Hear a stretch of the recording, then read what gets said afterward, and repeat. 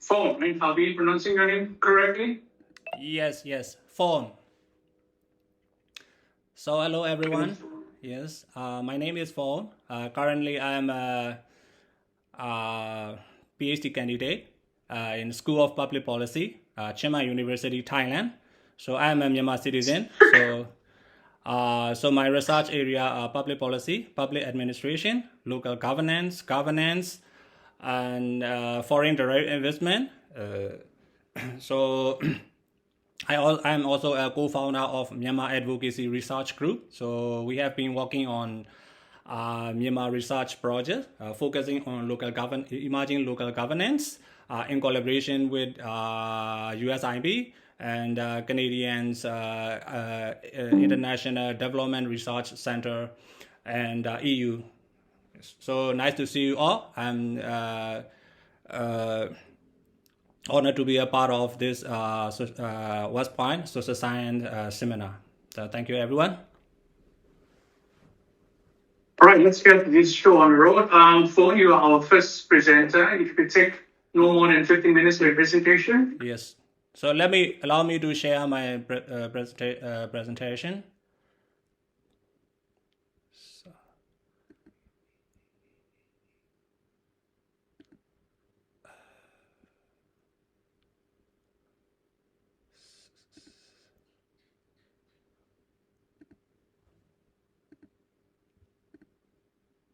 So can you see my screen?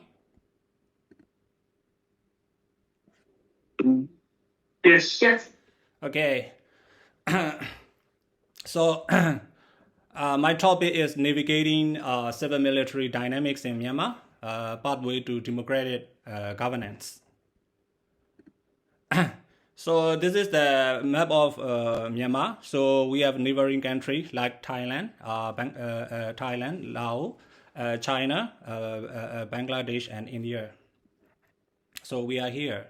So our official name right now is Myanmar. In the previously, it called it Burma.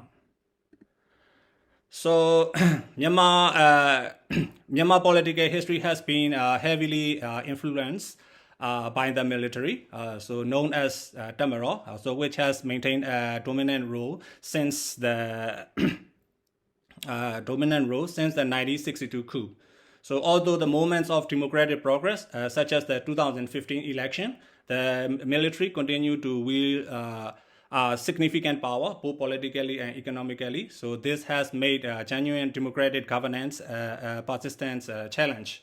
So the latest coup, 2021 coup, marked a turning point, so intensifying resistance across the country under the banner of the Spring Revolution, what we call various groups, including the National Unity Government, which is a kind of like rebel government or parallel government, whatever you say, and the ethnic organization. We have a diverse ethnicity in our country, altogether 135 officially. So they have emerged and demanding democratic reforms and justice. This timeline captures these crucial events and highlight the shifting dynamics of Myanmar political landscape. So research objectives are that my research aimed to explore three critical objectives. The first one is examine the extent and nature of the military influence on governance in Myanmar, analyzing how this dominance has shaped political and economic structures. Second, the study investigates a prospect for a civilian-led political transformation, considering pathway that could enable democratic governance.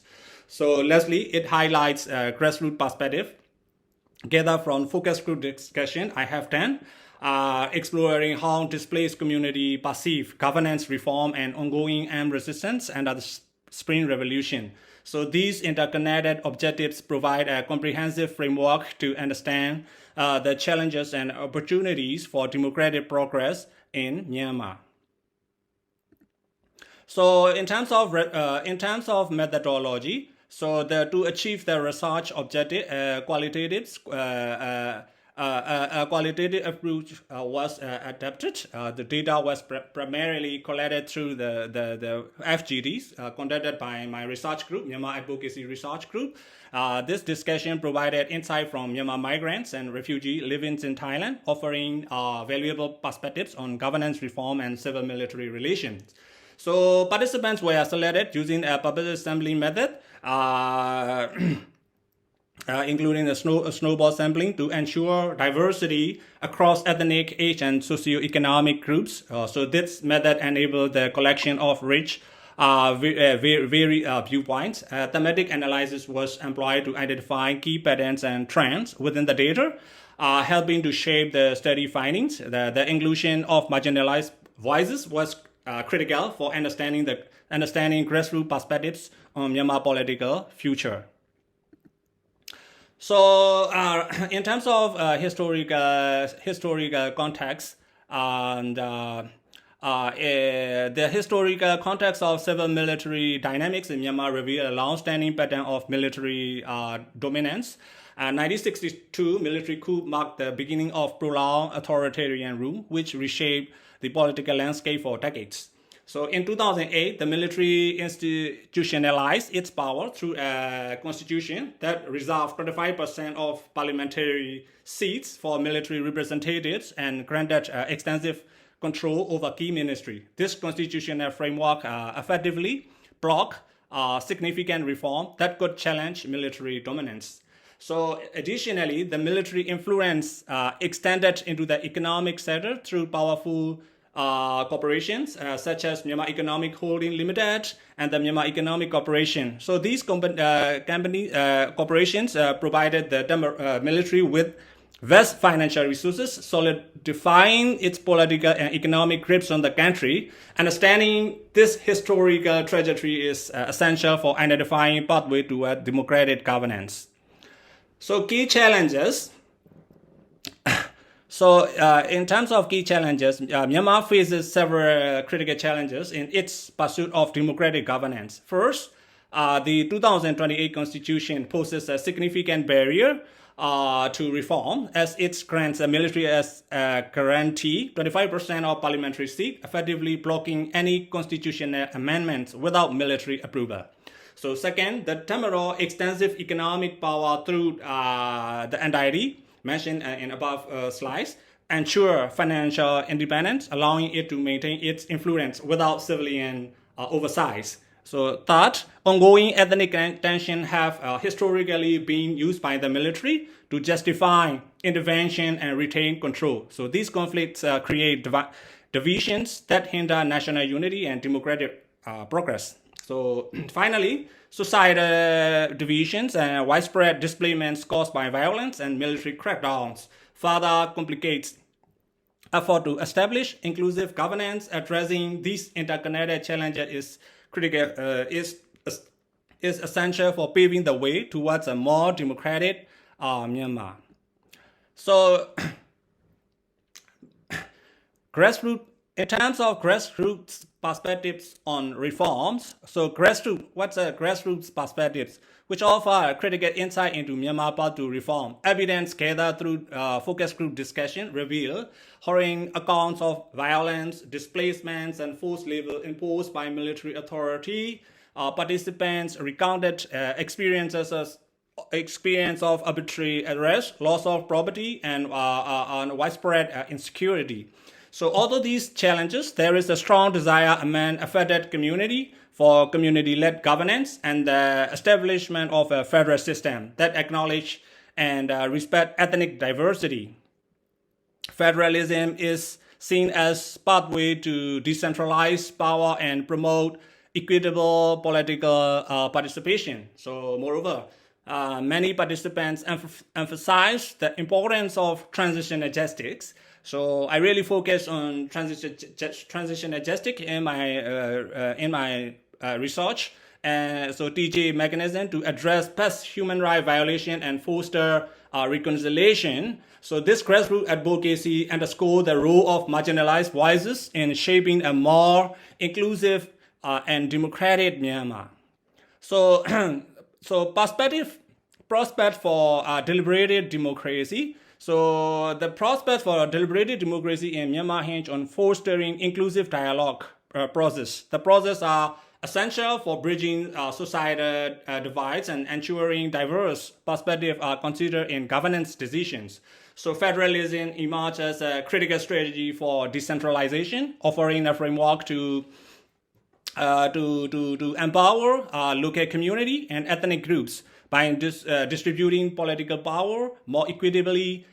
Federalism can address long-standing grievances and promote national unity. So the formation of national unity government, which is actually like kind of parallel government or a rebel government, and the involvement of ethnic organization, EAOs, signifies important development in the push for democratic governance. These actors have challenged the military dominance and represent a coalition advocating for meaningful political transformation. Understanding the dynamics interactions among these stakeholders is key to charting a path towards more democratic Myanmar.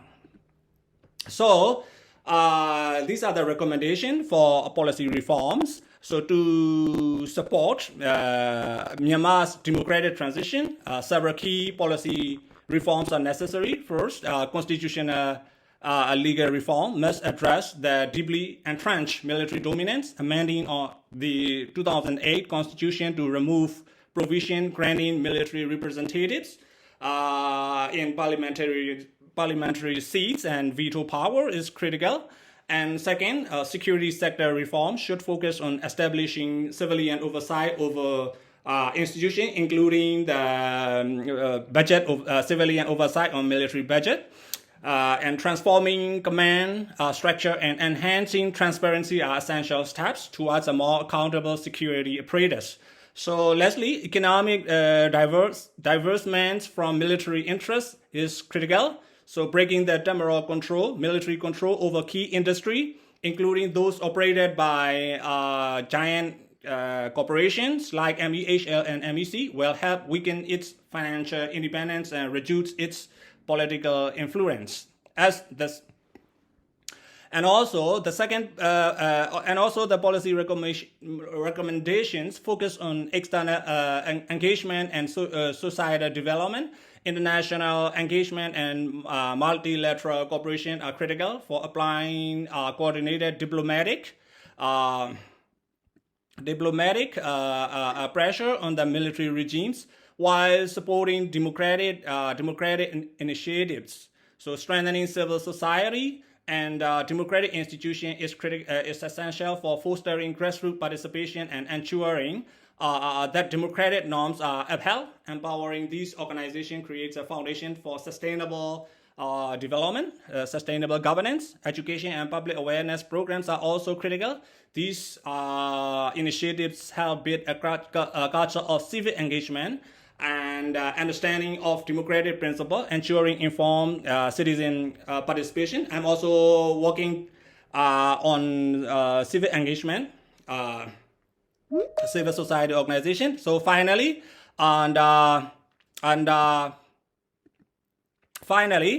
establishing robust monitoring and evaluation frameworks ensure that reform efforts remain transparent, accountable, and adaptable to changing conditions.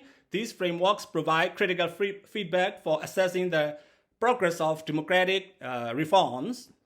So as the conclusion, the structural barrier to democracy continue to present significant challenges to political progress, especially in regions where entrenched systems of power and control dominate, while international pressure can play a role in encouraging democratic reforms. So it is critical to balance this external influence with the agency of local actors who are often best positioned to understand the unique cultural, the local context, historical, and social dynamics at play. So although these challenges, there remain significant potential for meaningful political transformation if collaborative, context-sensitive approach is taken. Thank you very much.